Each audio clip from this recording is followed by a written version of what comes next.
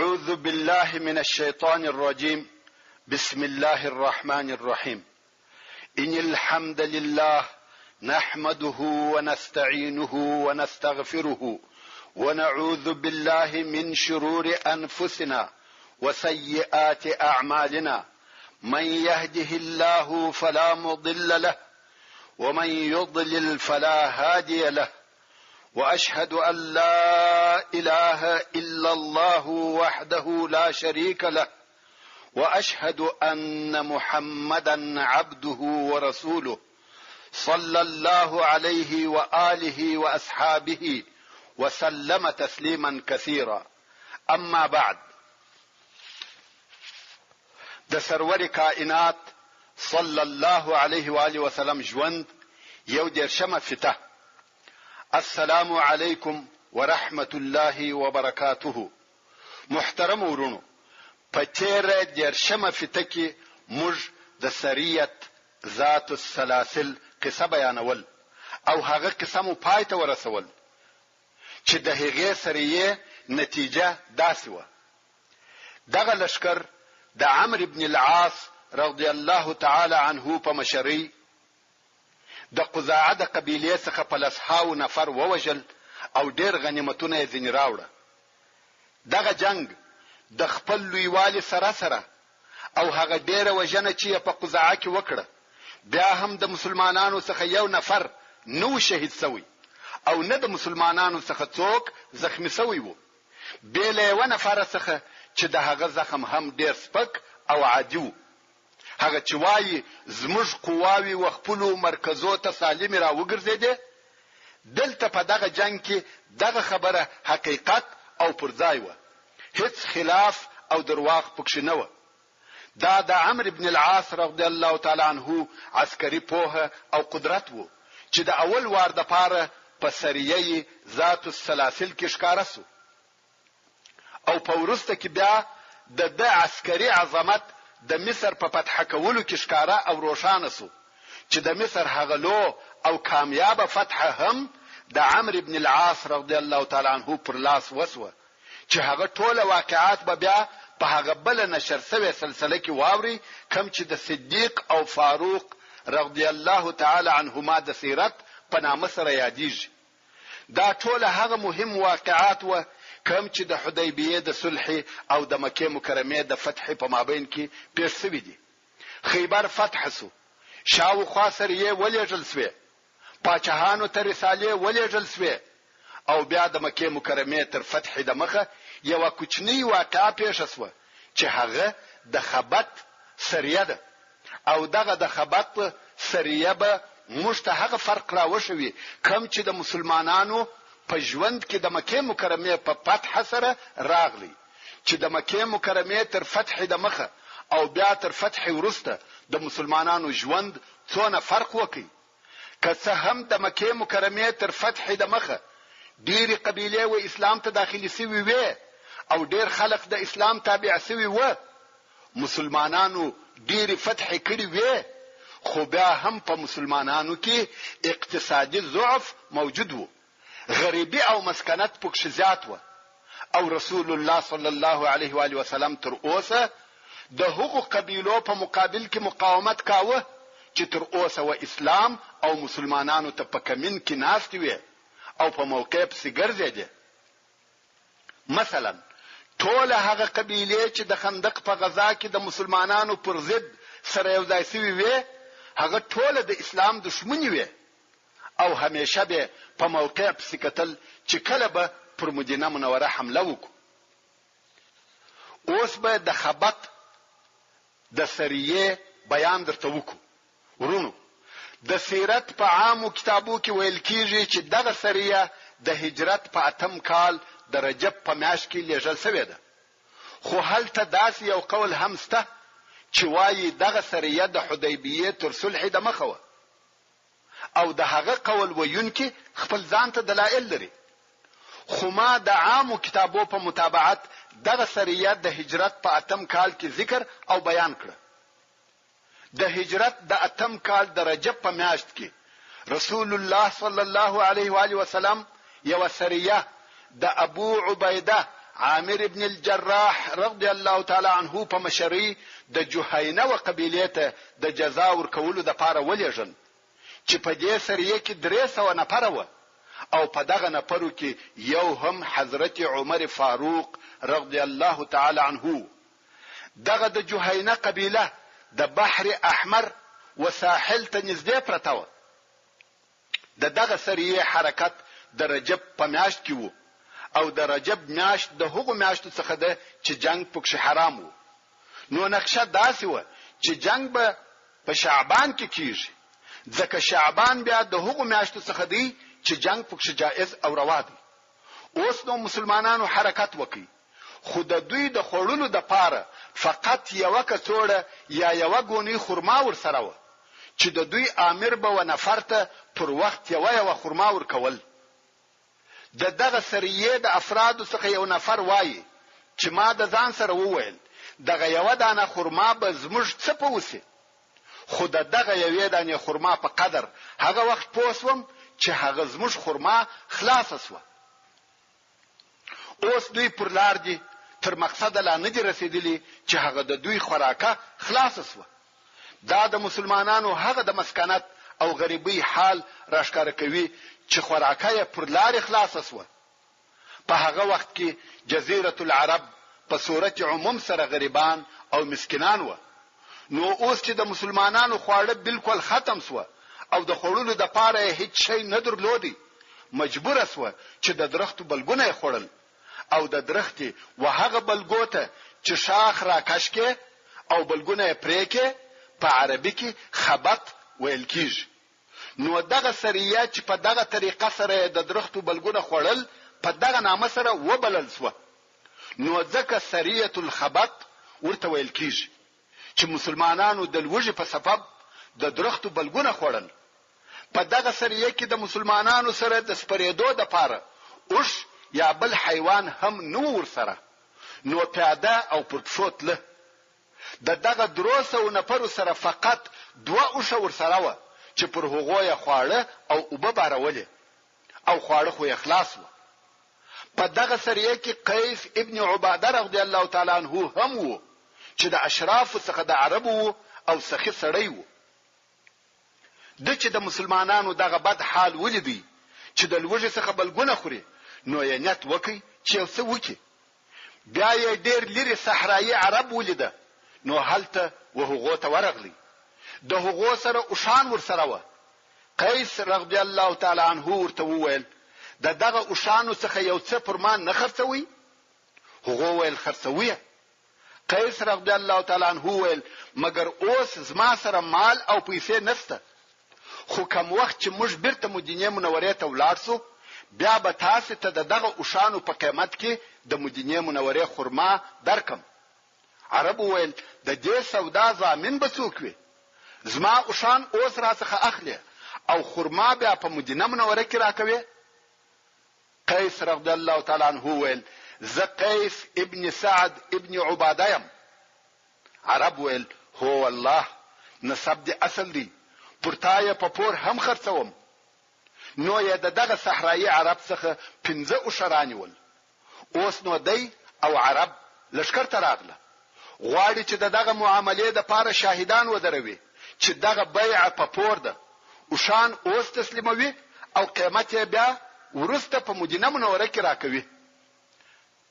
د شاهدانو په جمله کې د عمر ابن الخطاب رضی الله تعالی عنه څخه هم شاهدی وغوښته، مگر عمر رضی الله تعالی عنه و صحرایي عرب ته وویل پر دې مخرڅوه، دې غریب سړی دی، دې مال نه لري، مال یې ټوله د پلار دی او دې اوس د پلار په مال سودا کوي، دا نه صحیح کیږي. نو یې پر دې مخرڅوه. خو صحرایي وویل ګمان نکوم چې پلار دی خپل زوی وشرموي.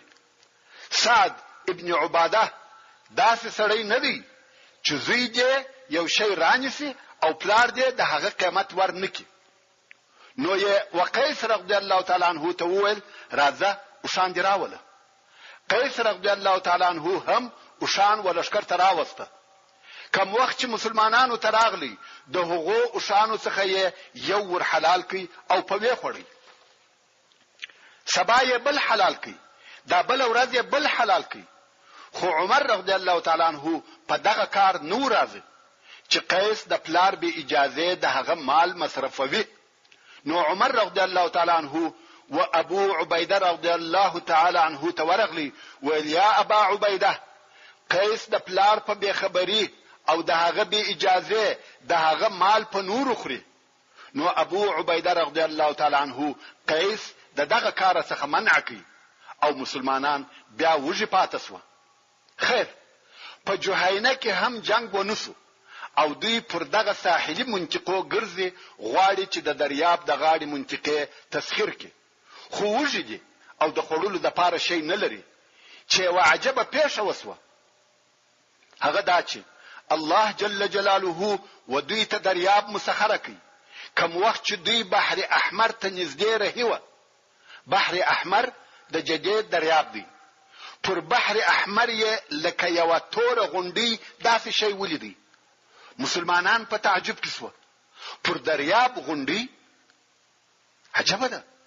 نو ورنږدې شو، کګوري یو تور ماهی دی چې الله جل جلاله د دریاب څخه د دریاب وغاړې ته راغورځولې دي. څرنګه چې مسلمانان وژوه نو یې دغه ماهی په خورلو شروع وکړه. دغه ماهی د دوی د خورلو ذخیره شو، دالته یې خوري او په دغه منطقه کې د جهاد د پاره یوې او بلې خواته ځي، خو د خورلو ذخیره یې دغه ماهی د غوښو څخه ورسره اخلي. مسلمانان تقریبا یو میاشت په دغه منطقه کې پاتې شو. په دغه منطقه کې پر هغه شاوخوا قبیلو ګرځي، منطقه تر خپل تسلط لاندې کوي، خو خوړل یې دغه ماهی څخه دي. دغه ماهی لویوالی په حدیث شریف کې بیانېږي. ابو عبیده رضی الله تعالی عنہ غوښته چې دغه ماهی لویوالی معلوم کړي. نو یې نفر امر کړ چې دغه ماهی د سترګې په کاسه کې کښیني. 15 نفر دغه سترګې په کاسه کې کښینسته. بیا یې دغه ماهی د پښتۍ 2 هډوکي د کمان یا ششک پر ډول ودرول. نو یې په دغه 300 نفرو کې وکتل چې کم یو ډیر جګ دی، خو په ټولو کې قیس ابن سعد ابن عباده رضی الله تعالی عنہ جګو.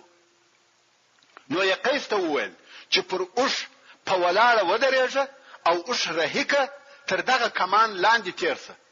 قیس رضی الله تعالی عنہ هم په ولاړې پر اوش ودرېدی او تر دغه کمان یا ششک لاندې تیرسو او سر یې هم نکې کښته، ځکه هغه کمان یا د پښتوی څخه جوړ شوی قوس د تر سر لوړ و. دا دغه ماهی لویوالی وو. کوم وخت چې دغه سریه بیرته مدینه منورې ته تله، دغه ماهی غوښي او غوړي ورسره واخیسته. پر لار یې د هغه څخه خوراک کاوه ترڅو مدینه منورې ته ورسېده. هلته یې د سریه ټول واقعات ورسول الله صلی الله علیه و آله وسلم ته بیان کړ چې په هغه جمله کې دغه د ماهی قصه هم و. رسول الله صلی الله علیه و آله وسلم و فرمایل د هغه ماهی یو شی اوس هم در سره ستا؟ دوی ویل هو. نو یو رسول الله صلی الله علیه و آله وسلم ته هغه پاته ماهی راوړي او رسول الله صلی الله علیه و آله وسلم هم د هغه ماهی څخه یو څه وخوري، چې دا هم د صحابه کرامو د زړه شکولو د پاره وو. دغه سریه هم د هغه واقعاتو څخه و چې د مکه مکرمه تر فتح د مخه پیښ شوی دي. محترم ورونو، اوس به د مکه مکرمه د فتح واقعات درته بیان سي. هغه فتح کوم چې الله جل جلاله په دغه فتح سره اسلام معزز کړي، په دغه فتح سره قریش د اسلامي حکومت تابع شو، په دغه فتح سره ټول جزیره العرب فتح شو. دا هغه لو فتح ده چې الله جل جلاله په هغه سره خپل دین، خپل رسول، خپل لشکر او خپل ډله معزز کړه. په دغه فتح سره الله جل جلاله خپل شار او خپل کور، هغه چې د عالم د پاره هدایت او قبله ګرځولې وو، د کفارو او مشرکینو د لاسه وېستي. دا هغه فتح ده چې په هغه سره به اهل السماء یو وبل ته زیری ورکول. د دغه فتح په واسطه خلق د الله جل جلاله و دین ته په ډلو ډلو داخلي ده. دغه فتح په واسطه د مځکې مخ په الهي نور سره روښانه سو. په دغه فتح سره د اسلام شان او شوکت پر نورو ټولو ادیانو لوړ او قوي سو. اسلام معزز او منل سوی دین وګرځیدي. مکه مکرمه د عربو د مجد او عزت مرکز د اسلام د امر تابع سو. لکه څنګه چې د حدیبیه د صلح په وخت کې مو درته وویل چې دغه صلح د مادو څخه د یوې ماده مضمون او مفهوم داسې وو. هر قبیله چې وغواړي چې په دغه صلح کې د محمد صلی الله علیه و آله وسلم په طرف او عهد کې شامل سي کولای سي، او هر قبیله چې وغواړي چې په دغه صلح کې د قریشو په عهد او طرف کې شامل سي کولای سي، او هر قبیله چې په هر طرف کې داخله او شامل سوه هغه قبیله د هغه طرف جز بلل کیږي، او هر تجاوز یا تعارض پر دغه قبیلو پر هغه اصلي طرف تجاوز او تعارض بلل کیږي. نو دغه ماده په اساس د خزاعه قبیله د رسول الله صلی الله علیه و آله وسلم او مسلمانانو په طرف کې شامل سوه، او د بنو بکر قبیله د قریشو په طرف کې داخله سوه. که څه هم دغه دوه قبیلو په خپل مابین کې ډیر پخوانی د جاهلیت د وختو عداوتونه درلوده، خو اوس دغه صلح په سبب یو د بل څخه په امن او امان کې سوی. دا خو د حدیبیه د صلح ماده او نتیجه و. مګر د مکه مکرمه د فتح د واقعو سبب هم هغه پخوانی دشمنی سوی چې د بنو بکر او خزاعه د قبیلو په مابین کې موجودي او پرته وي، چې دغه د دوی دشمنی د جاهلیت د وختو څخه لا موجودي وي او د هجرت تر وروسته پورې دوام درلودي، او دغه دواړي قبیله کافر وي. مګر خزاعه لکه د مخه چې مدرته وویل د حدیبیه تر صلح وروسته د دوی ډیر نفر و اسلام ته داخل سو، خو په عمومي ډول د حدیبیه د صلح په واسطه د خزاعه ټول قبیله که مسلمانان و که کفار د مسلمانانو متعاهدین او متحالفین و، او بنو بکر د خزاعه دشمنان د قریشو په طرف کې شامل سو چې د هغو حلفا بلل کېده. څرنګه چې د بنو بکر او خزاعه په مابین کې د پخوا څخه همیشه دشمنی او جنگونه موجود و، او هر وخت چې به د بنو بکر او خزاعه په مابین کې جنگ پیښ شو بنو بکر به ماته وخوړه، هم به نفر ووجل سو هم به شکست وخوړی. څو واره بنو بکر پر خزاعه حمله کړې و چې خپل بدله او انتقام واخلي، خو بیا به هم شکست وخوړی، هم به نفر ووجل سو هم به پر شا ولاړه، چې دغه شکست او وژنې به نور هم د دوی زړونه د حسد او عناد وردکړه، او همیشه به دوی په دې انتظار کې و چې کله به پر خزاعه د هغو په بېخبري کې حمله وکړي چې خپل بدله او انتقام واخلي. مګر خزاعه به همیشه مسلح او باخبره ګرځیده، و بنو بکر ته هیڅ موقع نه ورکول چې هغه د خپل مقصد ورسیږي. خپل پوره احتیاط وکاوه. دا خو د بنو بکر او خزاعه زوړ تاریخ و. کوم وخت چې د حدیبیه صلح وسوه بنو بکر ځان په قریشو کې داخل کی او خزاعه بیا د مسلمانانو په طرف کې داخل سو. اوس چې صلح جاری او روانه ده زړې دشمنی آرام سوه. هغه خزاعه چې په خوا به احتیاط کاوه اوس مطمئن سو چې صلح وسوه او جنگونه آرام سو. پر دې سربېره دوی د رسول الله صلی الله علیه و آله وسلم متعاهدین او حلفا دي. د حدیبیه د صلح د شرطو یا مادو څخه یو داوه چې هر تجاوز او تیری چې پر خزاعه وسی هغه پر مسلمانانو تیری او تجاوز بلل کیږي. نو د خزاعه قبیله ته پوره اطمینان حاصل وو چې بنو بکر اوس پر دوی حمله نه کوي، ځکه چې دوی اوس په اوربند کې دي او دغه اوربند موده هم لاس کاله ده. نو ځکه دوی په فارغه زړه ګرځیده، بیل بیری او تشویشه به مکه مکرمه ته تله، طوافونه او عبادتونه به کول. په خوا خو به همیشه په بیره کې و، په احتیاط او مسلح به ګرځیده، خو اوس یې هغه احتیاط پرېښاوه. دلته چې بیا بنو بکر ولیده چې خزاعه مطمئن او بیغمه دي، د پخوا په شان نه احتیاط کوي او نه اسلحه ورسره ګرځوي، نو یې د غدر او خیانت د پاره موقع مناسبه ولیده. د بنو بکر رئیس نوفل ابن معاویه الدیلی و قریش ته ورغلی، ویل تاسو خو ویني چې خزاعه اوس مطمئن او بیغمه دي، نو زما نیت دی چې غدر ورسره وکم او غواړم چې تاسو می کومک وکړئ.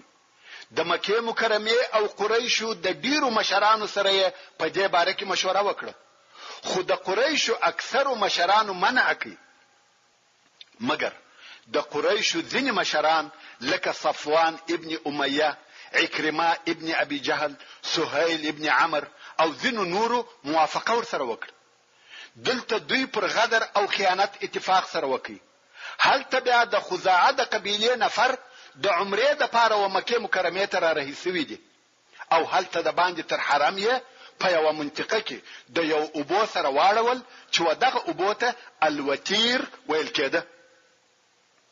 دغه منطقه تر هغه لوی حرم چې مخکې مو شو ولیدي د باندې و، ویل نن شپه به دلته راحت وکړو، سبب و حرم ته داخل سو او بیا به د کعبه شریف سره خپل عبادتونه کوو.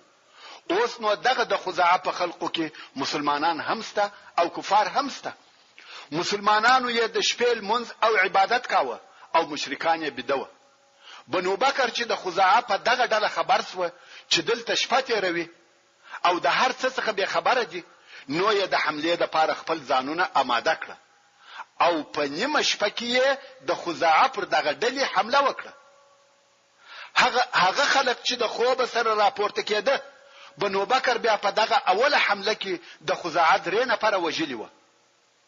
خزاعه چې دغه حال ولیدي، ټول د حرم شریف وخواته ځغلي، تښتي او د حرم شریف منطقه ته داخل شو.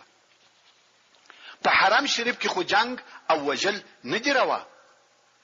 دلته نو د بنو بکر څو نفرو وهغه خپل رئیس ته ورناري کړ، ویل یا نوفل الحرم الحرم الهک الهک، یعنی موږ او خلق و حرم ته داخل شو، د الله څخه دی وبېریږه. د دوی مشر نوفل د ډېر لوی فجر او فساد خبره وکړه، ویل لا اله لكم اليوم اصيبوا ثأركم فلعمري انكم لتسرقون في الحرم افلا تأخذون ثاركم فيه. یعنی نن تاسو لره رب او اله نسته، خپل بدله مو اخلي. تاسو په حرم کې غلاوي کوي او اوس په حرم کې خپل بدله او انتقام نه اخلي. اوس نو بنو بکر د حرم شریف په داخل کې جنگ کوي او په حرم کې د خزاعه په خلق پسې ځغلي. د مخه خو هغه کوشش کاوه چې حرم ته نه نوځي او ځان خلاص کړي، مګر اوس دغه فاجران توري پلاس په حرم کې هم په پسې دي. اوس چیرې ولاړ شي؟ نو د بدیل ابن ورقاء وکور ته ورغله. بدیل د خزاعه د مشرانو څخه وو او په مکه مکرمه کې هم کور درلودي. کوم وخت چې په مکه مکرمه ته راغلی، په دغه خپل کور کې به اوسېدی. بیا چې عمره زیارت او کارونه به اخلاص و، بیرته به خپل قبیله ته ولاړی. نو دغه د خزاعه خلق د هغه کور ته ورغله چې هلته به خلاص شي. خو نیمه شپه ده، د بدیل د کور دروازه هم تړلې و. دلته بني بکر پسې راورسېده او د بدیل ابن ورقا د کور سره د تورو وارونه او حمله پر شروع کړه. دغه د خزاعه خلقو قریش هم ولیده چې د بنو بکر په ملګرتیا جنگ کوي. صفوان ابن امیه، عکرمه ابن ابي جهل، دا هم د بنو بکر سره د خزاعه په وجلو کې ملګری دي او کومک یې کوي. دلته د بدیل ابن ورقا د کور و مخته یا د کور د دروازې سره د خزاعه 10 نفر ووجل شو. که څه هم د خزاعه نفر کوشش کوي چې د خپل ځانو څخه دفاع وکړي، مګر دفاع چیرې و؟ بنو بکر پوره لشکر او مسلح دي. د قریشو اشراف او مشران هم د دوی کومک کوي. کوم وخت چې د سهار روشنايي ښکارا کېده، دوی لا په دغه جنگ مشغوله و. خو په دغه وخت کې د قریش مشرانو ځانونه ګوښه کړ او خپل کورو ته ولاړ. ویل که روشنايي سو پیژندل کیږو او پر هغه نورو یې هم غږ وکړي چې راځي، ځکه موږ نه غواړو چې دغه غدر او خیانت حال ښکاره شي. نو یې د خزاعه نفر پرېښول. حال دا چې د خزاعه د قبیلې څخه 23 نفره په غدر او خیانت سره ووژل شو، هغه هم په حرم کې او د قریشو په حضور. حتی ځینو قریشو هم په دې جنگ کې حصہ واخیسته چې دغه نو په ښکاره سره د هغه عهد څخه تیری او تجاوز وو او د حدیبیې د صلح ماتېده وه. د خزاعه د قبیلې مشران ډېر ژر سره یو ځای شوه، ویل موږ باید څه وکړو. پر دې سره متفق شوه چې تر هر څه د مخه باید ورسول الله صلی الله علیه و آله وسلم ته نفر ولېږو چې هغه په دغه مسأله خبر کړي، بیا چې موږ هر څه کول د هغه د پاره به آماده او تیار شو. نو یا عمرو ابن سالم چې شاعر هم وو مدینه منورې ته ولېږي، ویل ته خو ډېر ژر ورسول الله صلی الله علیه و آله وسلم ته دغه خبر ورسوه او موږ هم پسې دررهیو. عمرو ابن سالم هم په ډېر تلوار او چابکي سره مخ پر مدینه منوره رهیسو، حتی پر لارې د آرام او راحت لپاره هم نه معطله کېدی. د شپې او ورځې تګ کوي، هیڅ راحت نه کوي، تر څو مدینه منورې ته ورسېدی او مستقیم و مسجد نبوي ته ورغلی. رسول الله صلی الله علیه و آله وسلم په مسجد کې د څو نفرو اصحاب کرامو سره ناست وو. عمرو ابن سالم مسجد ته ورننوتی. څرنګه چې دی شاعر وو، نو یې دغه موضوع ورسول الله صلی الله علیه و آله وسلم ته په شعر سره وویل چې هغه شعرونه داسې وو: اللهم إني ناشد محمدا حلفنا وحلف أبيه الأتلدا قد كنتم ولدا وكنا والدا. يعني إلهي زو محمد صلى الله عليه وآله وسلم تورناري کوم او هغه حلف ورپیادوم چې زموږ او د په مابین کې دی، او هغه پخوانی حلف ورپیادوم چې زموږ او د پلار په مابین کې وو، چې په دې کې وهغه حلف ته اشاره ده چې د خزاعه او د بني هاشم په مابین کې د عبدالمطلب د وخت څخه موجود وو. تاسو زموږ اولاد یاست او موږ ستاسو پلرونه یو، چې په دې کې بیا اشاره وهغه پخوانی دوستی ته ده. هغه دا چې د عبد مناف مور د خزاعه د قبیلې څخه و. نو خزاعه د رسول الله صلی الله علیه و آله وسلم ماماګان کیږي. نو ځکه یې وویل تاسو زموږ د اولادو څخه یاست او موږ ستاسو نیکګان یو. ثمت اسلمنا ولم ننزع يدا ان قريشا اخلفوك الموعدا ونقضوا ميثاقك المؤكدا. او بانو موږ مسلمانان سو او دغه بیعت څخه هیڅ کله لاس نه کاږو، مګر قریشو ستاسره د هغه وعده مخالفت وکي چې د حدیبیه صلح مقصد و، او هغه ستاسره څنګه وعده ماته کړه، یعنی پر موږ تیری او تجاوز وکي.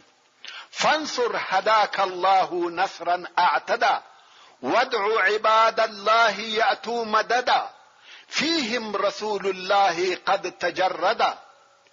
نو زموږ کومک وکه، الله هدایت درته کړی دی، کومک ځکه دوی تجاوز وکي او د الله بندگان را وبوله چې هغه هم په کومک راسي. په هغو کې به رسول الله صلی الله علیه و آله وسلم وي او تورې به لسکړي وي، یعنی د جنگ د پاره تیار او آماده راسي. فی طیلق کالبحر یجری مزبدا هم بیتونا بالوتیر حجدا نتلو القرآن رکعا وسجدا.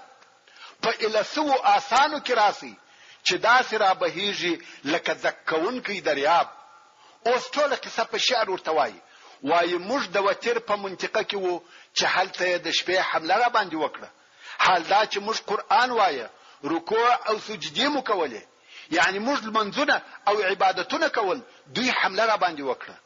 وجعلوا لي في كداء رصدا وزعموا أن لست أدعو أحدا وهم أذل وأقل عددا.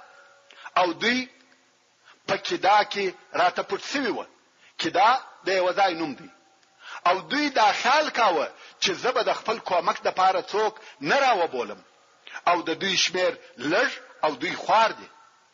رسول الله صلی الله علیه و آله وسلم دغه اشعار څخه په ټوله قصه پوسو او هغه خپل مشهور ژغ وکړي. وی فرمایل: نصرك يا عمرو بن سالم، نصرك يا عمرو بن سالم، یعنی کومک دي کوو یا عمرو بن سالم. هغه اصحاب کرام چې دلته موجود او ناست و هغه وایي رسول الله صلی الله علیه و آله وسلم ته ډیر شدید قهر ورغلی چې څنګه د علیه الصلاة والسلام د حلفاو او متعاهدینو سره د نن په حرم کې غدر او خیانت کیږي، د هغو سره څنګه دغه ظالمانه او وحشیانه عمل کیږي. نو وایي رسول الله صلی الله علیه و آله وسلم د ډیره قهر څخه ولاړ سو او خپل مبارک ورونه په خپل واه دغه وجنی او واقعې په سبب د رسول الله صلی الله علیه و آله وسلم قهر او غضب داسې درجه او اندازې ته رسیدلی وو چې ولاړ سو او خپل مبارک ورونه په خپل واه. هل تبع د خزاعه مشرانو د دوهم وار د پاره یو ډله جوړ کړه چې مشر یې بدیل ابن ورقاو او دې ډلې هم د مدینه منورې پر طرف حرکت وکړي. تر عمرو ابن سالم 2 ورځې وروسته و مدینه منورې ته ورسېده. رسول الله صلی الله علیه و آله وسلم ته ورغله او هغه په ټوله قصه مفصل خبر کړي. وجل سوي کسان یې وروښول او دا یې ورته وویل چې قریشو په دغه حمله کې د بنو بکر کومک کاوه. بلا شک او تردید د قریشو او د هغو د حلفاو دغه عمل یو ښکارا غدر او معلوم خیانت وو. په صریح ډول سره د هغه صلح د اتفاق داسې ماته ده چې قریشو د هغه د پاره هیڅ عذر نسوای پیدا کولای. اوس چې قریش ډیر ژر په خپل غدر او خیانت پوسوه د هغه د عواقب څخه په بیره او تشویش کې سو. نو یې څه وکړه؟ نو د قریشو مشران په دارو ندوه کې یو مشورتي مجلس جوړ کړ چې موږ باید څه وکړو. په دې اجتماع کې عبد الله ابن سعد ابن ابي سرح هم موجود و. دغه عبد الله ابن سعد هغه څوک دی چې سمو د مخکې مسلمان شوی و او هلته په مدینه منوره کې د رسول الله صلی الله علیه و آله وسلم سره و. څنګه چې د خط لیکل زده نو د هغو کسانو څخه وو چې قران مجید لیکي.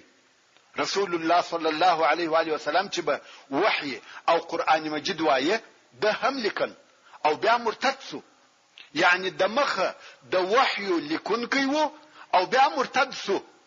نو مکه مکرمه ته راغلی او دا اوازه هم نشرولې چې ما به قران لیکي خو ځینې ځایو ته می تغییر ورکاوه. مگر رسول الله صلی الله علیه و آله وسلم دغه خبرې په مقابل کې و فرمایل په والله درواغ وایي، په قران کې تغییر نه دی راغلی او نه ده اړولې دي. هو لیکي مگر تغییر یې نه دی پکښ راوستلی. خو عبد الله په دغه خبره سره غوښته چې په مسلمانانو کې تشویش پیدا کړي. خیر دغه عبد الله د قریشو په دغه ټولنه او مشورتي اجتماع کې موجود و. دوی وویل تر تاسو ټولو زه د محمد صلی الله علیه و آله وسلم په خوې او اخلاق خبر یم، ځکه ما ژوند ورسره کړی دی او په مدینه منوره کې می وخت ورسره تیر کړی دی. محمد صلی الله علیه و آله وسلم ترڅو چې ویوته دغه درو کارو تاسو راون نه بولی جنگ نه در سره کوي، تاسو ته اختیار درکوي په دغه درو کارو کې چې مو هر یو خوښ وو هغه در سره کوي. نو تاسو سره او فکر دی. قریش ویل هغه درې کار چی شي؟ عبد الله ویل دغه درویش نفر چې ووجل سو و خزاعت به د هغو دیت ورکوي، دیت ورکي خبر خلاصه ده. هغه هم که خزاعه په دیت راضی سو.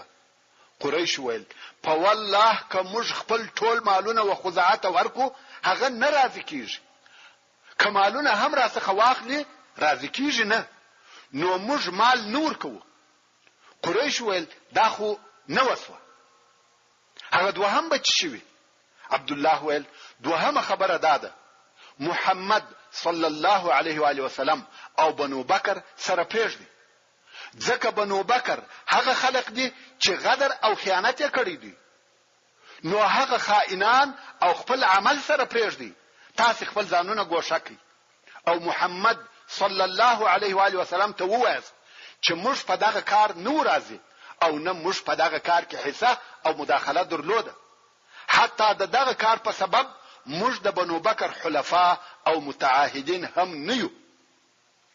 او که تاسو مسلمانان غواړي چې د بنو بکر څخه بدله او انتقام واخلي وایخلي، موږ هیڅ مداخله نه کوو ځکه دوی و چې غدر او خیانت وکړي.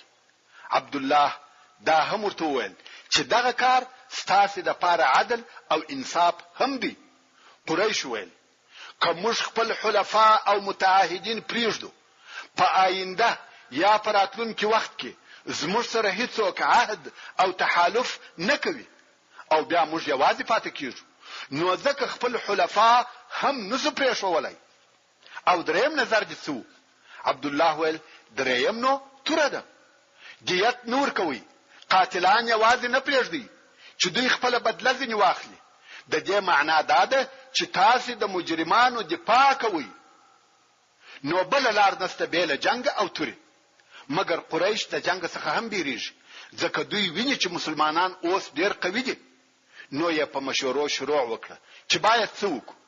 ابو سفیان ویل زما سره یو فکر سته، هغه دا چې و محمد صلی الله علیه و آله وسلم ته ورسو او هغه زوړ عقد به بیا ورسره نوې کو او موده به نور هم پکښ زیاته کو، یعنی د حدیبیه صلح به نوې او تازه کو او د صلح موده به هم زیاته کو. نو دغه د عهد تجدید یا نویوالی او د مودې زیاتوالی به پس له دغه حادثه یا واقعې څخه وي. نو محمد صلی الله علیه و آله وسلم نسی کولای چې تر هغه عهد تیر سي، یعنی که موږ دغه عهد پس له دغه حادثه څخه نوې کو بیا نو محمد صلی الله علیه و آله وسلم نسی کولای چې د نوې عقد څخه ځان خلاص کړي ځکه حادثه خو په پخوانی عقد یا عهد کې پیښه شوې و او دغه نوې عهد تر حادثه وروسته وسو. نور قریش وویل آیا موږ کولای سو چې دغه عهد تر هغه د مخه نوې کو چې د صلی الله علیه و آله وسلم دغه حادثه څخه خبريږي؟ ځکه که محمد صلی الله علیه و آله وسلم په دغه حادثه خبر سو بیا نو عهد نه نوې کوي. ابو سفیان ویل تلوار به وکړو چې ژر ورسو. قریش ویل بس نو ته ورهیسه. ابو سفیان مخ پر مدینه منوره حرکت وکړي چې ژر ورسول الله صلی الله علیه و آله وسلم ته ځان ورسوي. دا معلومه خبره ده چې عمرو ابن سالم رضی الله تعالی عنه تر دغه وخت د مخله ورسول الله صلی الله علیه و آله وسلم ته ورغلی وو او په حال یې خبر کړی وو. بلکې بدیل ابن ورقه هم ورسول الله صلی الله علیه و آله وسلم ته ورغلی وو او اوس برته د مدینه منوره څخه را رهي کیږي. هلته رسول الله صلی الله علیه و آله وسلم خپل اصحاب کرام په هغه څه خبر کړ چې اوس یې قریش دغه غدر د پټولو د پاره کوي او وی فرمایل لکه ابو سفیان چې اوس را رهي سوی وي او تاسو ترازی چې دغه عهد ټینګ او موده زیاته کی. دا د رسول الله صلی الله علیه و آله وسلم د نبوت د علامو څخه یو علامه و. ابو سفیان د دې طرفه و مدینه منوره ته ورهیدي او بدیل ابن ورقه د هغه ځای څخه را رهیسو. کوم وخت چې د خزاعه د قبیله مشر بدیل ابن ورقه او ملګری د مدینه منوره څخه راووتل، نو بدیل وخپل ملګرو ته وویل سره جلاسي چې څوک مو پر لاري یو ځای سره ون نه ویني ځکه بیا قریش پوهیږي چې موږ ورسول الله صلی الله علیه و آله وسلم ته ورغلی وو او بیا دوی هم د جنگ د پاره خپل ترتیبات او آمادګي نیسي. نو ملګری سره جلاس و، هر یو پر جلا جلا لار رهیسو، خو بدیل ابن ورقه د دوه درونه پر سره د مدینه منوره پر هغه عمومي لار رهیسو. د عصفان په منطقه کې بدیل ابن ورقه او ابو سفیان سره مخامخ شو. د ابو سفیان دا خیال سو چې د رسول الله صلی الله علیه و آله وسلم ته ورغلی وو. نو یې ورته وویل د کومه ځای راغلی یا بدیل؟ بدیل ویل په دغه شیله کې و خزاعه ته ورغلی وم. ابو سفیان ویل محمد صلی الله علیه و آله وسلم ته نوې ورغلی؟ بدیل ویل یا. ابو سفیان ویل د مدینه خرما در سره سته؟ بدیل ویل یا خرما یې هم را سره نسته. خیر دوی سره جلاس و، هر یو پر خپل لار ولاړی. بدیل مخ پر مکه مکرمه او ابو سفیان مخ پر مدینه منوره رهیس و. کم وخت چې بدیل تر سترګو نهام سو، ابو سفیان وهغه ځای ته ورغلی چې بدیل اوش چوکړی وو او د هغه د اوش پوچې وکتلې. ویل ده چې د بدیل د اوش په پوچو کې د خرما مندکسته او اوشانو ته د خوراک د پاره بل چا خرما نور کول بیل اهل مدینه، ځکه په مدینه منوره کې خرما ډیره و او اوس د بدیل د اوش په پوچو کې د خرما مندکی پیدا شوه. نو ابو سفیان پوسو چې والله خلق مدینه منوره ته تللی و او رسول الله صلی الله علیه و آله وسلم یې په حال خبر کړی دی. خیر ابو سفیان هم مدینه منوره ته ورسېدی. نو یې فکر وکړ چې اول باید چیرې ولاړ شي. په مدینه منوره کې هغه نږدې نفر ودته څوک دی؟ هغه ام حبیبه رضی الله تعالی عنها و چې د لور ده او د رسول الله صلی الله علیه و آله وسلم زوجه ده. نو ویل اول د هغې کره ورځم، لور یې ده. او بل ویل شاید ځینې معلومات هم ورسره وي او ممکن په دغه موضوع کې مې کومک هم وکړي. نو د ام حبیبه رضی الله تعالی عنها وکور ته ورغلی. هغه هم دروازه ور خلاص کړه او دای کور ته ننوتی. هلته پر مځکه یو زوړ فرش اوار وو چې هغه د رسول الله صلی الله علیه و آله وسلم د ناست فرش وو. دا د رسول الله صلی الله علیه و آله وسلم عجز او د تواضع ژوند وو چې پر زاړه فرش کښینستی. کوم وخت چې ابو سفیان ځان جوړ کړي چې پر دغه فرش کښینی، ام حبیبه رضی الله تعالی عنها په تلوار راغله او دغه فرش یې ځینې ټول کړي. ابو سفیان په تعجب کې سو، ویل ایلوري زه دغه فرش لائق نه وم چې راڅخه ټول دي کوي، او که فرش زما لائق نه و، یعنی تا ویل چې دا د قریشو سردار دی او زما پلار دی، څنګه پر دغه فرش کښینی؟ یا دا چې دغه فرش تر ما بهتر وو، تر ما معتبر دی، زه د دې لائق نه وم چې پر کښینم، نو راڅخه ټول دي کوي. ام حبیبه رضی الله تعالی عنها ورته وویل یا ابتا هذا فراش رسول الله وانت مشرك نجس. ای پلار دا د رسول الله صلی الله علیه و آله وسلم فرش دی، ته مشرک او نجس یې، ته دغه فرش وړ نه یې. پلار ته دغه سخت او شدید جواب ورکړ. ابو سفیان په تعجب کې سو او ویل والله چې زما څخه جلاسه وی شر درته پیښ شوی دی. پلار ته څوک داسې جواب ورکوي؟ ورونو دا د ازواج مطهرات احترام ته وګوري. د رسول الله صلی الله علیه و آله وسلم فرش پر خپل پلار هم نو پیرزو چې پر کښینی، ځکه چې هغه کافر او مشرک وو. ابو سفیان پوسو چې د لور څخه می پیدا نه را رسیږي او کومک هم نه را سره کوي. نو په خپل د رسول الله صلی الله علیه و آله وسلم پر طرف و مسجد نبوي ته ورهیسو. رسول الله صلی الله علیه و آله وسلم د اصحاب کرام سره ناست وو او هغه ته و فرمایل ګمان کوم چې اوس به ابو سفیان دل تراسي غواړي چې عهد نوي او د صلح مده زیاته کې. دا ځکه چې قریش ته بل لار نه و پاته، په دیت نه ورازي، خپل حلفاء او متعاهدین یې یوازې نه پریښول او جنگ هم نه غواړي. نو دوی ته بل لار او حیله نه و پاته بیل دې څخه چې صلح نه وي او د عهد مده زیاته کې. رسول الله صلی الله علیه و آله وسلم لا خپل خبره نو پوره کړي چې ابو سفیان راغلی. رسول الله صلی الله علیه و آله وسلم و فرمایل یا ابا سفیان څنګه راغلی؟ هغه ویل یا محمد صلی الله علیه و آله وسلم دغه صلح چې زموږ او تاسو په مابین کې ده دا د خیر صلح ده. د دې صلح فائدې مو ولیدلې، تجارت مو په اطمینان سره چلیږي، قافلې مو په امان تیریږي، د جنگ څخه فارغ یو. نو غواړو چې دغه عهد او عقد نوې کو او د صلح مده نور هم زیاته کو. رسول الله صلی الله علیه و آله وسلم و فرمایل آیا نوې شی پیښ شوی دی؟ داسې یو کار مو کړی دی چې د هغه په سبب غواړي چې عقد نوی کړي او موده زیاته کړي؟ ابو سفیان ویل یا، بلکې زموږ دغه صلح خوښه سوه. رسول الله صلی الله علیه و آله وسلم وفرمایل موږ پر هغه عقد یو، نه غدر کوو نه خیانت. په دې جمله کې اشاره و چې تاسو یاست چې غدر او خیانت کوي، نه موږ. نو رسول الله صلی الله علیه و آله وسلم وفرمایل چې صلح پر خپل حال باقی ده.